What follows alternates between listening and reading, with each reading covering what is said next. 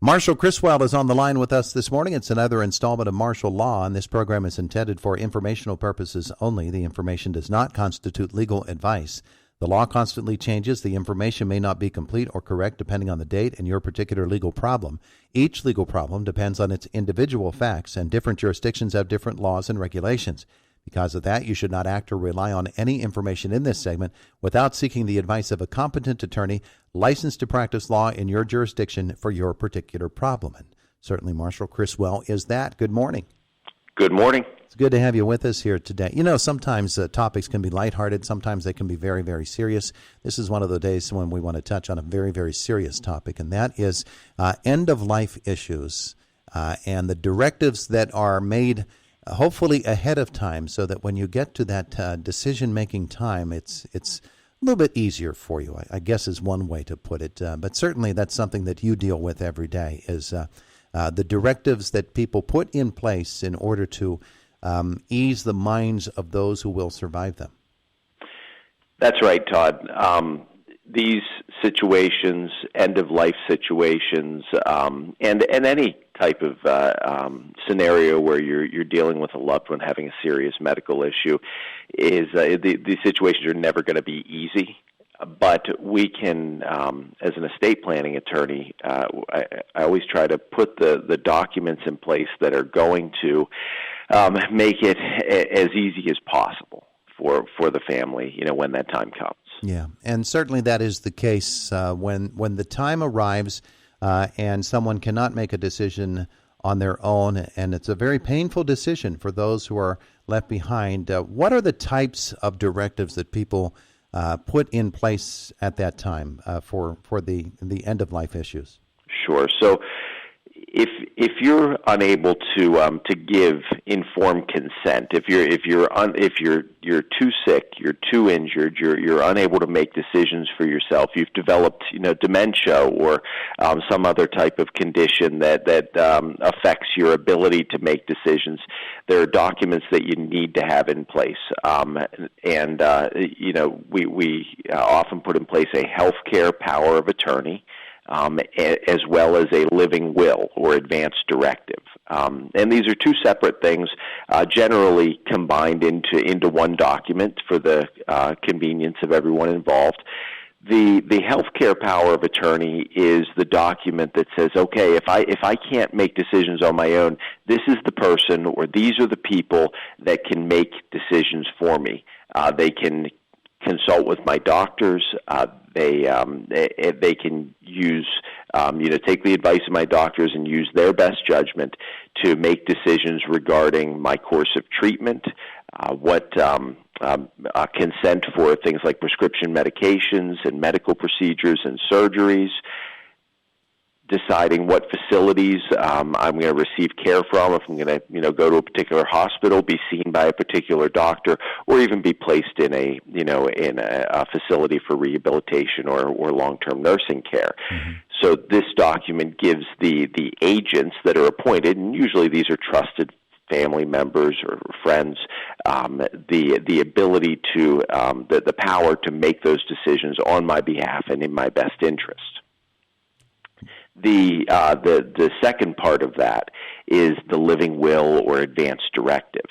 So this is the part of the document that says, okay, if I am in a terminal end-stage medical condition where my passing is imminent, that's going to happen, mm-hmm. And the doctors have determined that there's no medical probability of recovery, then the agents that I've appointed in this document and the doctors are bound by these following instructions. And then you go through and you set forth the instructions regarding what type of treatment you would want to have at that point. Generally, of course, people want treatment to keep you comfortable and relieve your pain, hospice, palliative type care. But generally, you wouldn't want to have treatment that would artificially prolong your life. Mm-hmm. Mm-hmm. That all being the case, we know that there can be tremendous stresses on those people who have been granted those powers or given that responsibility for making those decisions, and we know that sometimes the stresses are really, really overbearing, and especially family members who want to maybe go in a different direction than seems the obvious course of action. And those tensions can be really, really delicate, can't they? They absolutely can. This happens in so many situations where you have family members that can't agree, and not because any of them are bad actors or want their mom or dad or other relative to suffer. It's just, for some folks, it's very difficult to make these decisions, and there can just be legitimate differences of opinion. Mm-hmm. So, as the person who is, you're preparing these documents to plan for a situation where, I may be, reaching the end of my life.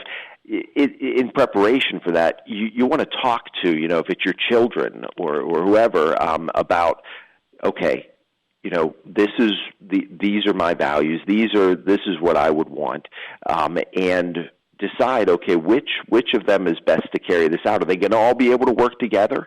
Because in a lot of situations they can, and maybe then you give all the kids equal decision making ability, and that gives them some flexibility as to who needs to be present to make these decisions and things. But sometimes there's an obvious reason that you've got one child that you're closer with, or has a healthcare background. They're employed in the healthcare industry. They're a doctor, they're a nurse, and you decide to name them as your healthcare power of attorney. There can be lots of reasons, but you need to think about that ahead of time, and I think it's also best to communicate with them so that they know what your wishes are when the time comes. Because it's one thing, having it in the document is extremely important. It gives the doctors the ability to carry out those wishes. It's an enforceable legal document, but also the practical nature of having spoken with the kids or whoever's listed here, and making sure to give them the instructions and let them know you're serious about it. And as the attorney who would facilitate all of this happening, you obviously would want all of those decisions to be made in the preparations as much as is possible when the person on whom this is being done is healthy and is able to not only participate but direct how they would like their end-of-life issues to be, rather than someone who is gravely ill. To do it when you're healthy, and to be able, as you said, to prepare somebody in the family and the entire family for what one day inevitably will come, would be extremely important and helpful if it were done when you were of sound mind and body. That's right, and you mentioned sound mind.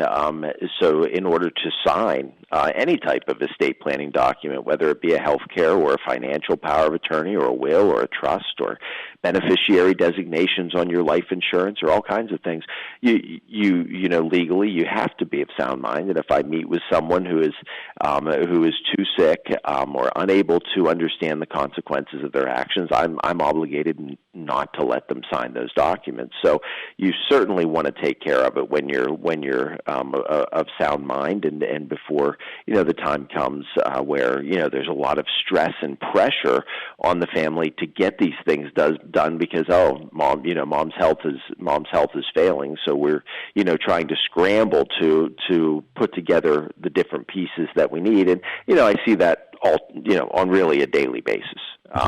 People that put these decisions off until it's almost too late, or heaven forbid, it is too late. And I'm sure that you would counsel as well that you must be absolutely certain on termination of care where the information is coming from, not just your observation, maybe not even the person who is so gravely ill, that person's observation, but the medical professionals. Those are the ones that you want to rely upon, and that's the sort of clarity you want when it comes time to make such a decision.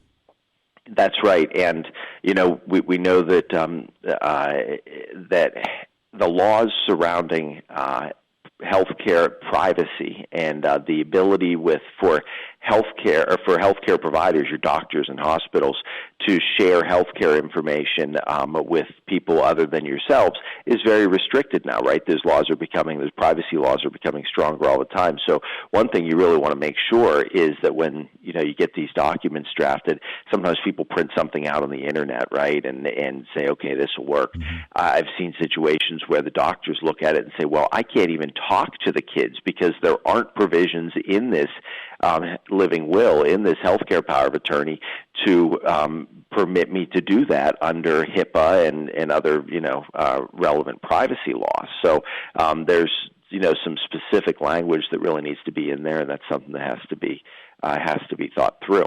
So we're talking healthcare power of attorney and advanced directives here, and those deal with very specific circumstances. Do people often combine therefore their estate overall, the disposal of their estate, and even sometimes their funeral arrangements, so you can bring everything together under one package? You want to be thinking about it all at one time.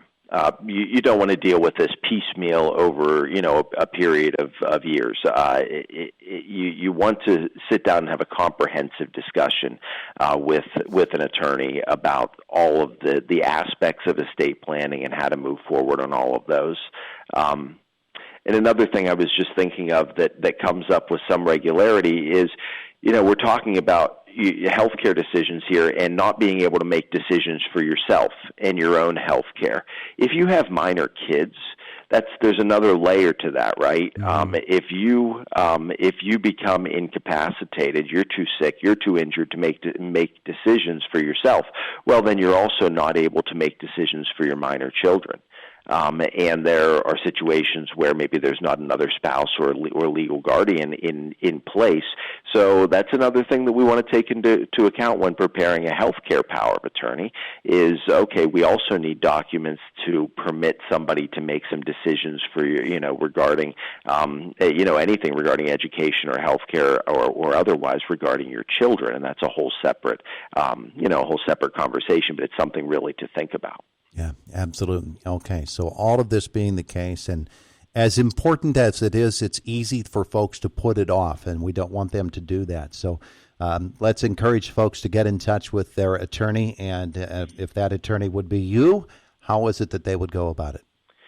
You can give me a call at 724-465-5826. Stop and see me in the old R&P Coal Building, 655 Church Street in Indiana, Pennsylvania, or go online to www.westernpalawyer.com. He is Marshall Chriswell. Thank you so much. Thanks, Todd. Have a good week. You too. It is the voice of Indiana County, WCCS, 101.1 FM and AM 1160. AM 1160. AM